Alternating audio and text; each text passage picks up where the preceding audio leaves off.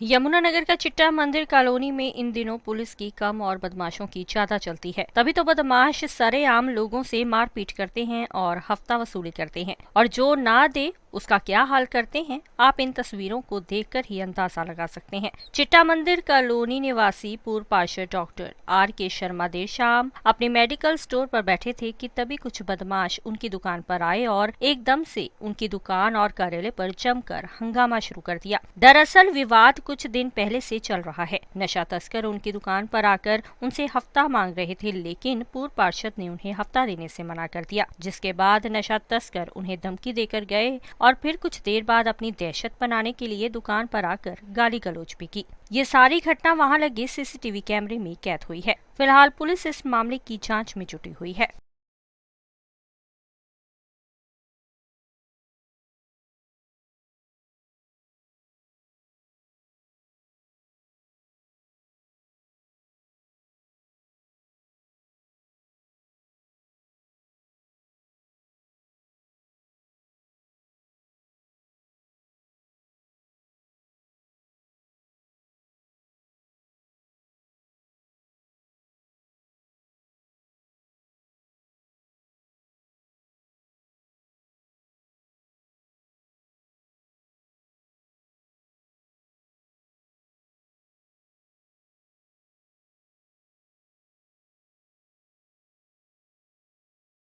बता दो कि उस पे क्या लगेगा, उनके परिवार पे क्या, कितनी देर में गिरफ्तारी होगी।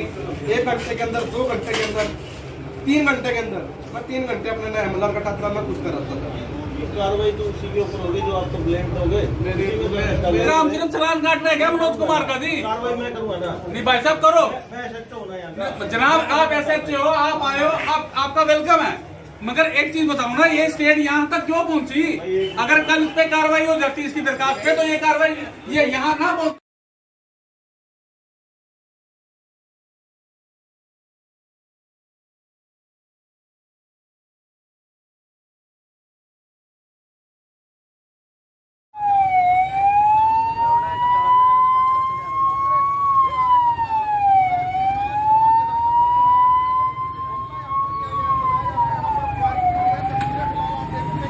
है 19 तारीख की बात, मैटर यहाँ से 19 तारीख को ना, ये एक लड़का है कृष्ण भटनागर, ठीक है जी, और उसने यहाँ पे स्मैक बेचता है।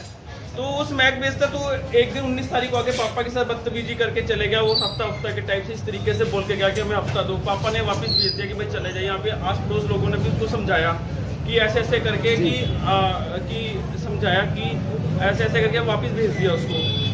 कितनी देर में पापा ने वो बदतमीजी जाते जाते गाली गलौज करके गया, तो पापा ने उसकी कंप्लेंट 19 तारीख को ही चौंकी में, रामपुरा चौंकी में करवा दी थी। तो हफ्ते तक हमारी कोई इंक्वायरी नहीं हो रही थी, कोई सुनवाई नहीं हो रही थी।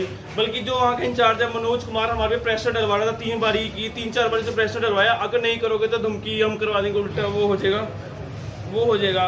तो उसके बाद आज हमने सुनवाई ना करने के बाद कल हमारे पे उन्होंने क्या नाम है, जो पार्टी दूसरी वाली पार्टी कृष्ण भटनागर, उसके माता पिता को मनोज कुमार जी ने हमारे यहाँ भेज दिया, और यहाँ आके उन्होंने गाली गलौज, हाथापाई सब कुछ करनी स्टार्ट कर दी। उसके बाद हम जब वहाँ पे थाने में गए, ये चौंकी में गए, तो उन्होंने हमारी कोई सुनवाई नहीं करी, बल्कि वहाँ पे भी हमारे को धमका के वापस भेज दिया।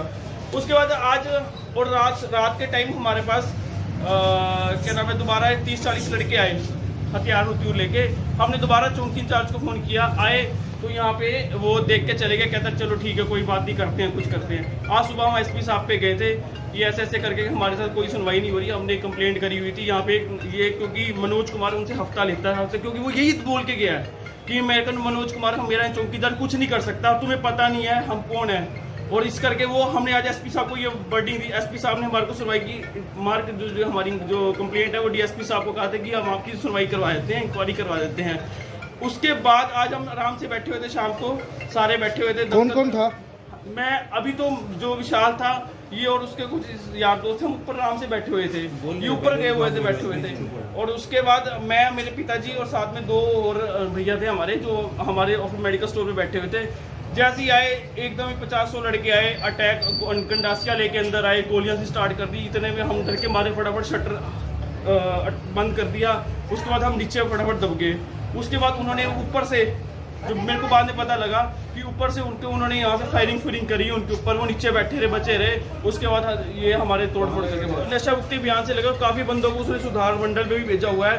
तो ये जितने भी नशा बेचते हैं ना, वो उसके खिलाफ हो गए। पहले भी कई बार हमारे पे धमकियाँ दी गई है, हट जाओ तुम इस चीज़ से, ये वो। और हमने ये एक्चुअली हमारा जो चौकी इंचार्ज था वो इसमें मिला हुआ था, मनोज कुमार, उसने भी कहा कि इस चीज़ से हट जाओ आप। और जो मेन मुद्दा है कि हमसे ये आपसे यही है गुजारिश है, हमारी सुनवाई करवाई जाए और हमारे को जितना भी इसको। तो आपके भाई पे 19 तारीख को ये एक समैकिया लड़का था, मेरी दुकान से पैसे की लेने वास्ते आया था। पहले ने कहता 50 रुपये टुट्टे दे दो, टुट्टे ले तो बच्चा पैसे में दे दो। मैं भी 10 रुपये का नकली नोट है, आप लोग ले लेके इन्हें जो कहना था आप मुझे मंथली दोगे या नहीं दोगे, नहीं तो मैं आपको देख लूँगा। उसकी शिकायत मैं रामपुरा चौकी मनोज कुमार को दी। को मनोज कुमार का साथी था, को स्मैक बेचता चौकी इंचार्ज जो स्मैक खुद पका रहा याद नहीं। तो विशाल जो बेटा है वो पीसफुल कमेटी का मेंबर है, उसने कहा भी हमारे एरिया में स्मैक बंद करो, ना मंत्री लो, तेरे सबक सिखाएंगे, तेरे खिलाफ झूठा मुकदमा दर्ज कराएंगे, तो तुम हमारे खिलाफ क्यों बोलते हो। इस बार कल चौकी में कल हमारी दुकान से उन्होंने हमला किया, इसने भेजा था चौकी मनोज कुमार ने। तो कौन फायर हुए यहाँ पे? 3-4 हुए तो साढ़े 12 गोली चली, आवाज आई फटाफट, वो मरते हमला किया उन्होंने। कितने लोग थे? 25-30 लड़के थे। क्या?